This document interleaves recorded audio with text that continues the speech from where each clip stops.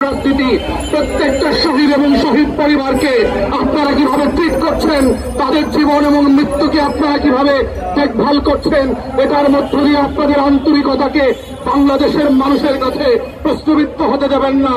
তাই যেই ওয়াদা করে দিয়ে আসছিলেন খালের উপরে ভাঙা চারটাকে পাকা করে দিয়ে আসবেন, পাশের চার পালিয়ে গেছি আমি নিজে, এইটা ওয়াদা ছিল না। গত 8 মাসে আপনারা একটা পাশের চারকে পাকা করে দিতে পারেন নাই, আধা কিলোমিটার একটা কাঁচা রাস্তা পাকা করে দিতে পারেন নাই, শহীদের বাড়িতে মোটরসাইকেল নিয়ে পর্যন্ত যাওয়া যায় না, পরিবারের দেখভাল তো দূরের কথা। তাই অন্তর্বর্তীকালীন সরকারকে আবারও বলছি, শুধু বিভাগের উন্নয়নের বিষয় না, 24-এর গণঅভ্যুত্থানের স্পিরিট হচ্ছে বাংলাদেশ 2কে নতুন করে দায় এবং দরদের রাজনীতি ফিরিয়ে নিয়ে আসা। যদি এটা করতে আপনারা ব্যর্থ হন, উত্তর পুরুষের কাছে আপনারা দায়বদ্ধ থাকবেন এবং আমরাও বারবার আপনাদেরকে স্মরণ করিয়ে দিব যে রক্তের উপরে, যেই শাহাদাতের উপরে ভিত্তি করে বাংলাদেশ রাষ্ট্রে আপনারা 2024-এ দায়িত্ব নিয়েছিলেন, সেটা করতে আপনারা ব্যর্থ হয়েছেন। শুধু 16 বছরের ফ্যাসিবাদী আমলকে আমরা শুধু সমালোচনা করব না, দায় দরদের রাজনীতি হচ্ছে আপনাদের ভালো কাজের প্রশংসা যেমন করব, সমর্থন যেমন করব, আপনাদের ব্যর্থতার সমালোচনাও আমরা করব। এটাই হচ্ছে নতুন বাংলাদেশে গণতান্ত্রিক মূল্যবোধের রাজনীতি। প্রিয় দেশবাসী, আপনারা জেনেছেন বরিশাল বিভাগের দারিদ্রতার দুরবস্থার কথা, এবং আমরা ওখানকার যারা স্টেক বাংলাদেশের ডেভেলপমেন্টের নামে গত দশকের পর দশক ধরে যে লুটপাট হয়েছে, বরিশালের সেই বাহেরচরের উপজেলা স্বাস্থ্য কমপ্লেক্স হচ্ছে একটা ক্লাসিক্যাল এক্সাম্পল। এটার মধ্য দিয়ে প্রমাণ হয়েছে যে উন্নয়নের যে ন্যায্যতা থাকা দরকার ছিল, পুরো দেশ জুড়ে যেই সমতা কায়েম হওয়া দরকার ছিল, সেটা নাই। আপনারা দেখেছেন ভোলায় বাংলাদেশের অন্যতম বৃহৎ 3টা গ্যাস কেন্দ্র আবিষ্কৃত হয়েছে, কিন্তু বরিশালবাসীর দাবি হচ্ছে এই গ্যাসের কোন ন্যায্য হিস্সা বরিশাল বিভাগের মানুষ পাচ্ছে না। তারা বারবার দাবি করেছে এটার ন্যূনতম একটা ফ্র্যাকশন পার্সেন্টেজ হলেও বরিশাল বিভাগের উন্নয়নের জন্য রাখতে হবে।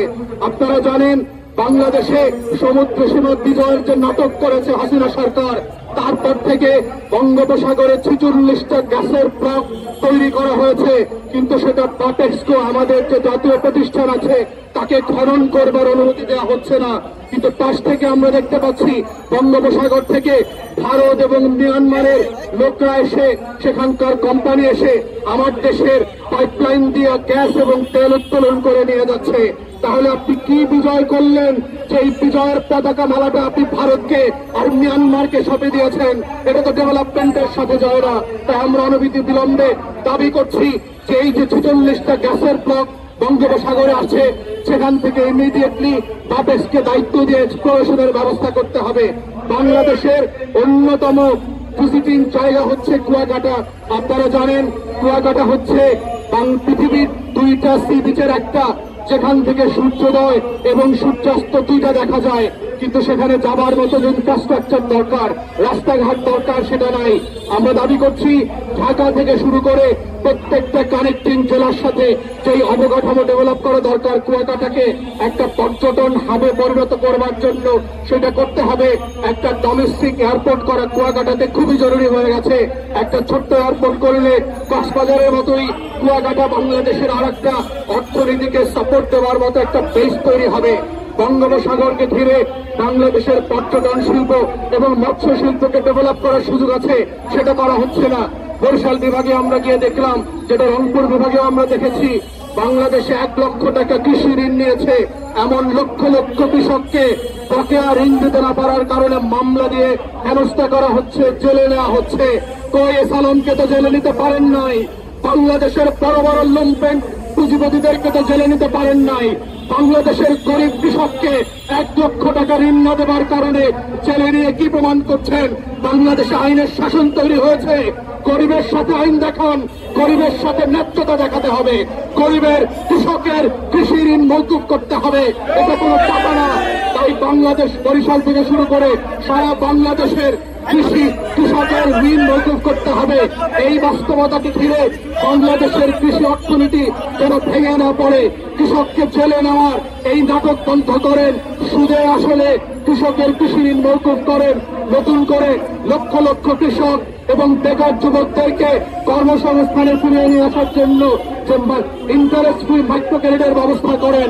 আমাদের লক্ষ লক্ষ কোটি কোটি টাকা লুটপাটের যেই টাকা ব্যবস্থা তৈরি হয়েছে, সেখান থেকে এই ঋণের মধ্য দিয়ে বরিশাল বিভাগ সহ সারা বাংলাদেশের বেকার যুবকদের কর্মসংস্থানের ব্যবস্থা করেন। এভাবেই বাংলাদেশের একটা বিভাগ যদি উন্নত হয়, অর্থনীতি ডেভেলপ করে, অর্থনৈতিক অঞ্চলের মধ্য দিয়ে কর্মসংস্থান তৈরি করা যায়, এটা বাংলাদেশের জাতীয় অর্থনীতিতে প্রচন্ড রকম প্রভাব ফেলবে। বরিশাল থেকে লক্ষ লক্ষ মানুষের ঢাকায় আসার প্রবণতা কমে যাবে, এটার মধ্য দিয়ে ঢাকা খালি হবে এবং এটাই হচ্ছে উন্নয়নের যে বিকেন্দ্রীকরণের কথা আমরা বারবার বলছি। সিঙ্গাপুরের কল্পনা বলে সিঙ্গাপুরের মতো বিকেন্দ্রীকরণের অর্থনীতি তৈরি করেন, কানাডার কল্পনা বলে কানাডার মতো বিকেন্দ্রীকরণের অর্থনীতি তৈরি করেন, মালয়েশিয়ার মতো সুইজারল্যান্ডের দুঃখাচারের কল্পনা করে বাংলাদেশের অর্থনীতিকে বিকেন্দ্রীকরণ করেন। প্রত্যেকটা জেলা এবং বিভাগকে ন্যায্যতার ভিত্তিতে উন্নয়নের সাফল্য নিয়ে আসার সুযোগ দেন। এটাই হচ্ছে আজকের বরিশাল বিভাগের দায়ে দরদের রাজনীতির প্রত্যাশা। এই আশাবাদ ব্যক্ত করে অন্তর্বর্তীকালীন সরকারকে প্রত্যেকটা বিষয়ে অনতিবিলম্বে অবস্থান নেওয়া এবং দাবি করছে।